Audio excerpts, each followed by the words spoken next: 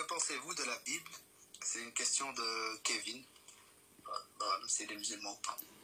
Alors, la Bible. Premièrement, quand on dit la Bible, j'ai la Bible ici.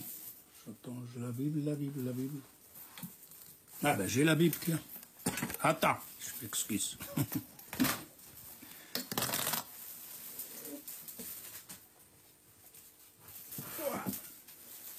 Je pense que c'est ça, hein? Oui.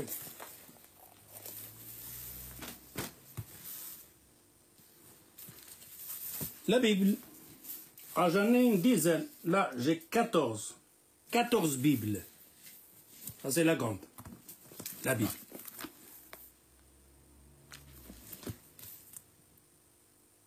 C'est à l'envers peut-être chez vous. Ça, c'est la Bible. Ok, j'en ai ici 14 aidés. 14 Bibles. Parce que j'avais une discussion dans les années 74. J'avais des discussions avec les Jéhovah. Et j'avais acheté des Bibles pour discuter avec eux. Alors, la Bible ici, et le meilleur que je vous conseille, c'est le livre de Barnabé. Parce que j'ai le livre de Barnabé ici. L'évangile de Barnabé. L'évangile de Barnabé. Ah, il est un peu plus loin là-bas. Ouais, il est un peu plus loin, l'évangile de Barnabé. Celui-là, vous pouvez le dire. Parce que celui-là, l'évangile de Barnabé, a été éliminé par l'Église. Il ne l'a pas voulu. Parce qu'il y avait plusieurs évangiles, et il n'y en a pas que 4. Hein. Ce que vous voyez là, il y en a des autres. Et alors, l'Église a trié tous ces évangélistes. Hein. Ils ont éliminé parmi l'évangile qu'ils ont éliminé, l'évangile de Barnabé. Ouais. Celui-là. Enfin, on revient à la question. La Bible. Il s'appelle la Bible. Mais le nom exact, c'est l'Évangile.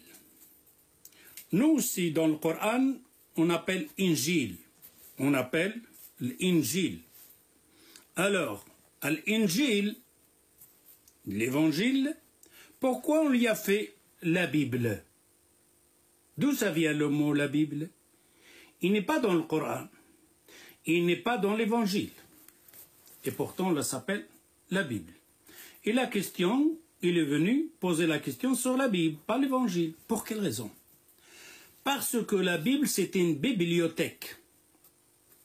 Biblio. Bible, biblos, vient de la bibliothèque. Pourquoi bibliothèque? Biblos. Parce que ils ne parlent pas de l'Évangile. Ils disent l'Évangile selon Matthieu. L'Évangile selon Marc. Ce n'est pas l'Évangile de Jésus. Ce n'est pas l'Évangile de Isa. C'est par ça qu'on cherche l'Évangile de Isa. Injil ou Isa. C'est pour ça parfois quand tu dis ah ouais, le Coran, il dit que l'Évangile a été falsifié. Montrez-nous où l'Évangile a été falsifié. Puis je vais te le montrer. Mais donne-moi l'Évangile de Isa. Ne me donne pas l'Évangile selon Jean, selon Paul, selon Marc. C'est l'Évangile d'après. D'après, hein. Ce n'est pas l'Évangile de Isa. N'existe pas l'Évangile de Isa. Et en plus, il n'y a pas que l'Évangile de Isa. Il y a les paroles des apôtres. Il y a la parole des gens dedans. C'est comme nous autres, on a le hadith, et on a le Coran, et on a le tafsir, mais chacun a sa place. Le Coran, il est là, le tafsir, il est là, le hadith, il est là. L'histoire, il est là.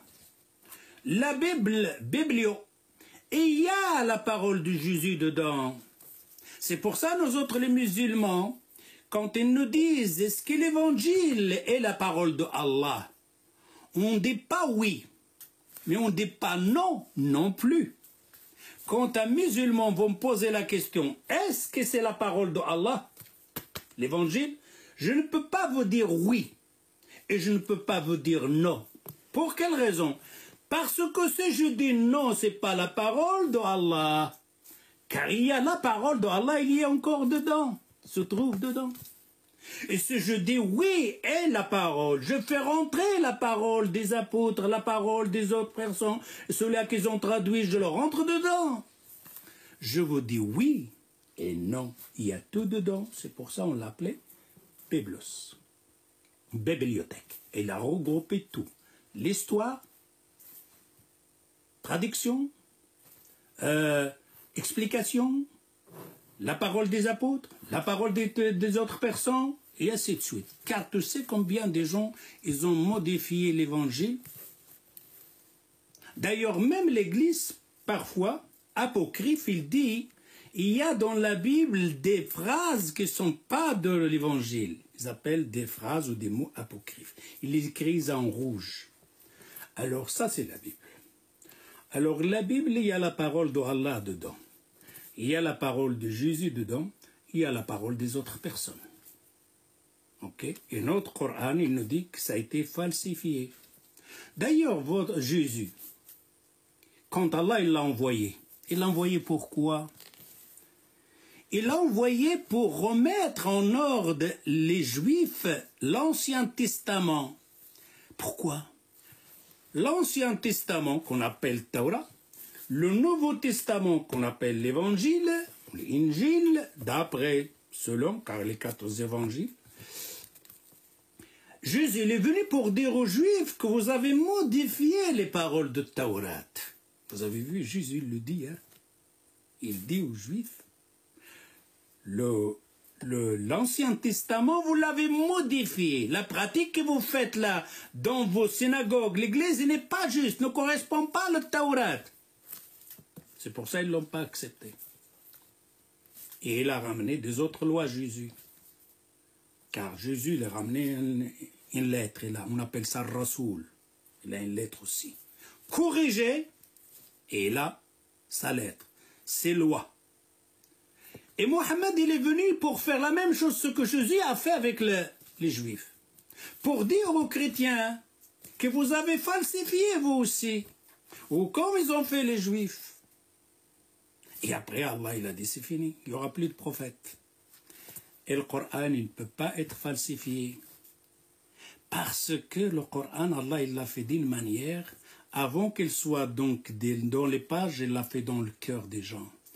Des gens, parfois, ils nous ramènent, ils te disent, tu vois, si on prend toutes les Bibles qu'il y a dans le monde, toutes les Bibles, pas un Bible qui reste, pas une page, on les brûle.